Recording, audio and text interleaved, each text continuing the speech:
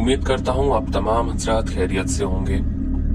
आज मैं एक नई कहानी लेकर आया हूँ जिसका उन्वान है इश्क बिला खेज। ये कहानी थोड़ी हॉरर भी है और बहुत इमोशनल भी है, तो उम्मीद करता हूँ आपको ये कहानी बहुत पसंद आएगी। अगर ये कहानी अच्छी लगे तो आप इसे अपने दोस्तों के साथ जरूर शेयर करिएगा, और जो लोग नए हैं वो मेरे चैनल को सब्सक्राइब जरूर कर लें। ये कहानी 4 से 5 किश्तों में होने वाली है, तो आप पूरी कहानी जरूर सुनिएगा। कहानी शुरू होती है। उसकी आंखें भीगी हुई थीं, उसका दिल रो रहा था, उसका खूबसूरत चेहरा मुरझाए हुए पत्ते की तरह सर्द और जज्बात से आदी था। आज फिर नवीद ने उसका दिल दुखाया था, उसके प्यार को ठोकर मार कर चला गया था। काश वो अर्शी का दिल खोल कर देख सकता कि वो नवीद से किस कदर टूटकर प्यार करती है। अर्शी के जज्बात को जर्रा बराबर परवाह न करते हुए वह ये कहकर चला गया, अर्शी प्लीज तुम मुझे भूल जाओ, प्लीज मैं तुमसे प्यार नहीं करता।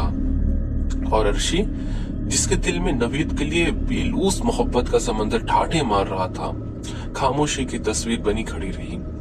उसकी जुबान से एक जुमला भी अदा न हो सका। हाँ, अलबत्ता उसकी आंखों से आंसू जरूर बरसे जो चीख चीख कर नवीद की बेवफाई पर बेन कर रहे थे।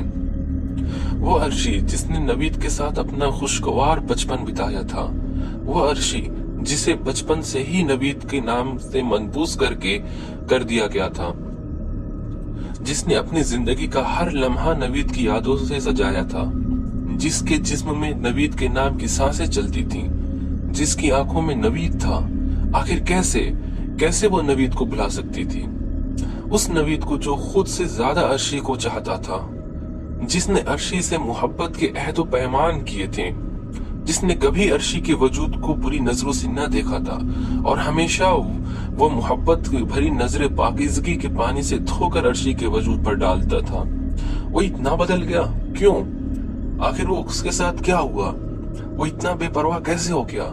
इतना लाताल्लुक, इतना बेवफा कैसे हो गया? जो भी था, अर्शी का दिल तो टूट चुका था, टुकड़े टुकड़े हो गया था। पहले तो वो नवीद की बातों को मजाक समझती थी, लेकिन नवीद ने उससे ये कहा कि मैं तुमसे प्यार नहीं करता, प्लीज अर्शी मेरा पीछा छोड़ दो खुदा के लिए। तो अर्शी चौंके बगैर न रह सकी, और जब अर्शी ने नवीद की आंखों में सच्चाई पढ़ने की कोशिश की तो उसने नजरें झुका ली।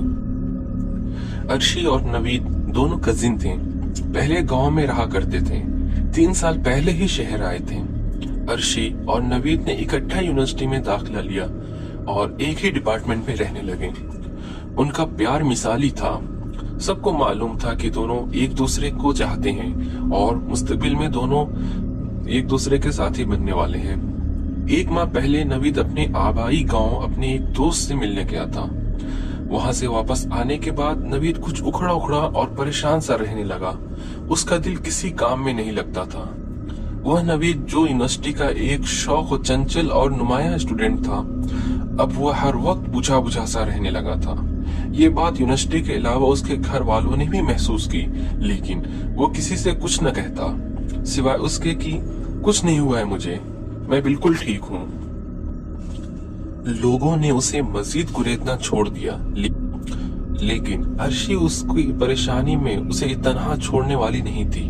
वह नवीद से हर वक्त पूछती, नवीद मुझे तो बताओ आखिर क्या बात है, देखो मेरी तरफ, तुम्हें मुझसे प्यार नहीं है? और नवीद बेजार होकर उससे दूर चला जाता, जैसे उससे पीछा छुड़ाना चाहता है। अर्शी उसकी बेरुखी बर्दाश्त न कर पाती, इसलिए वह हर वक्त साए की तरह नवीद के साथ रहने लगी और उससे पूछने लगी कि आखिर बात क्या है। एक बात जो उसने खास तौर पर महसूस की थी, जब भी वह नवीद के करीब होती, कोई अनदेखी हस्ती उसको नुकसान पहुंचाने के दर पर होती थी, लेकिन किसी वजह से वो कुछ न कर पाती। उसे वाज़ेह तौर पर यह महसूस होता जैसे कोई खूनखार अंदाज में उसे देख रहा है। नवीद वाकई अर्शी से दूर होने लगा था। जब भी अर्शी उसके साथ होती, एक अनजाना सा खौफ उस पर तारी रहता, जैसे अभी कोई खूनखार जानवर आकर उसे चीर फाड़ कर देगा। आज इतवार का दिन था। अर्शी अपने बेड पर बेसुधा पड़ी थी। उसे नवीद की परेशानी और बेरुखी का सिरा नहीं मिल रहा था। वो बार बार परेशानी से करवट बदल रही थी। सारा दिन उसने यही सोचने में गुजार दिया कि नवीद की परेशानी कैसे दूर करें। शाम के करीब उसके दरवाजे पर दस्तक हुई और उसकी अम्मी परेशानी के आलम में अंदर आइए अम्मी, क्या बात है, खैरियत? अर्शी ने उनकी परेशानी देखते हुए पूछा। वह उसकी अम्मी को समझ नहीं आ रहा था कि वो ये बात कैसे बताए। क्या बात है अम्मी? अर्शी ने फिर पूछा। बेटा वह नवीद, क्या हुआ नवीद को, बताइए ना, अर्शी ने बेकरारी से पूछा। नहीं बेटा, कुछ नहीं हुआ, वो ठीक है, लेकिन क्या अम्मी? बेटा अभी नवीद की अम्मी का फोन आया था। नवीद ने मंगनी तोड़ दी और अंगूठी भी भिजवा दी। क्या मंगनी तोड़ दी? अर्शी ने हैरान होते हुए दोहराया। उसकी आंखों से आंसू रवा थे। बेटा सब्र करो। उसकी माँ ने उसके सर पर बोसा लिया और रोते हुए बाहर चली गई। अर्शी साकित सी हो गई। बीते दिनों के खुशगवार वाकयात और लम्हात जो नवीद के साथ उसने गुजारे थे उसकी आंखों के सामने घूम रहे थे। नवीद के लिए वो अपने खुदा से रो रो कर दुआएं मांगती थी, पर जिसकी छोटी सी परेशानी से वो परेशान हो जाया करती थी। उसने अपने जिस्म पर बड़ी किताब खोली जिसमें ऊपर ही नवीद की तस्वीर पड़ी थी। उसने तस्वीर अपनी नजरों के सामने पकड़ी और नीम आलूदा आंखों से उसे घूरने लगी। वह तस्वीर फाड़ने लगी थी कि अचानक उसे जमीर से आवाज आई। तस्वीर तो फाड़ दोगी, लेकिन दिल का क्या करोगी? क्या दिल से नवीद को निकाल पाओगी? उसने यह लम्हे भर सोचा और फिर तस्वीर को किताब में दोबारा रखकर पर्स उठाया और जूते पहनने लगी और बाहर चली गई। वह जानती थी कि शाम को नवीद किसी पार्क में जाया करता है। पार्क पहुंचकर नवीद की तलाश करने में ज्यादा वक्त न हुई। नवीद एक कोने में बेंच पर सर झुकाए बैठा हुआ था। वह तेजी से नवीद की तरफ बढ़ी। जो ही नवीद ने उसकी तरफ देखा, एक जोरदार थप्पड़ उसके गाल पर पड़ा। यू चीटर, तुमने मंगनी तोड़ दी और बेफिक्र हो गए, लेकिन मेरी जिंदगी तो तबाह कर दी ना तुमने। अब बताओ मुझे उस प्यार का हिसाब कौन देगा जो मैंने तुमसे किया? मैं कैसे बुलाऊंगी तुम्हें? तुम्हारा झूठा प्यार, बोलो जवाब दो, ये मैं कैसे बुलाऊंगी? अर्शी फूट फूट कर रोने लगी। नवीद खड़ा हो गया, उसकी आंखें सुर्ख हो रही थीं। वह बोझल कदमों से अर्शी के करीब आया। मुझे बुलाना ही बेहतर है तुम्हारे लिए। यह कहते हुए भी उसकी आंखों में मोहब्बत के समंदर ठाठे मार रहे थे।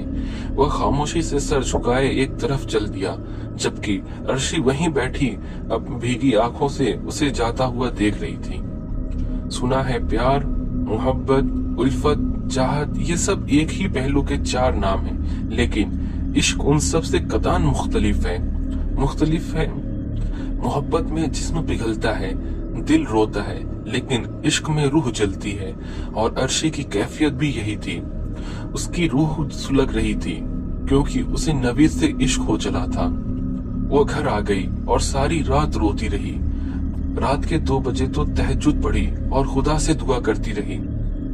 नहीं नवीद नहीं, खुदा की कसम मेरी रूह मेरा जिस्म छोड़ देगी, लेकिन मैं तुम्हें नहीं छोड़ सकती। और वो वहीं जाए नमाज पर सो गई। पहली किश्त यहीं खत्म होती है। उम्मीद करता हूँ आपको ये किश्त अच्छी लगी होगी।